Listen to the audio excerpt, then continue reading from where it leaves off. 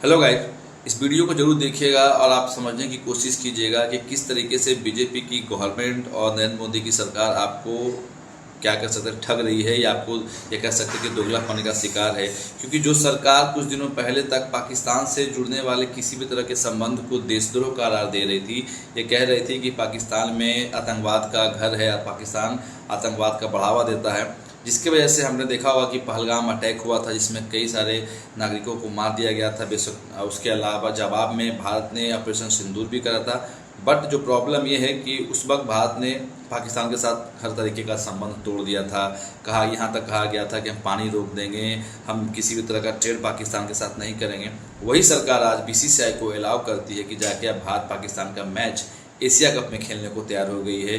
तो क्या सिर्फ पैसों के लिए सरकार जनता को मूर्ख समझती है या फिर अपने सेंटीमेंट के साथ खेलती है कि जनता का सेंटीमेंट चेक करती है और अपना वोट बैंक बढ़ाती है? क्योंकि जो सैनिक शहीद हुए हैं वो तो वापस नहीं आ सकते हैं, लेकिन आप जब एक स्टैंड लेते हैं किसी भी देश को लेके कि हम पाकिस्तान के साथ किसी भी तरह का टाई अप नहीं रखेंगे, आप उसी पाकिस्तान के साथ जाकर आप क्रिकेट खेल रहे हैं, उन्हें पैसा दे रहे हैं। क्योंकि पाकिस्तान का स्थिति आपको ही पता है कि पाकिस्तान में इकोनॉमी काफ़ी क्रम्बल्ड है, यानी काफ़ी निचले स्तर पर पहुँच चुकी है। उसके 2-3 सोर्स है पाकिस्तान को पैसा कमाने का, जिसमें क्रिकेट बहुत बड़ा सोर्स है पाकिस्तान को पैसा कमाने का।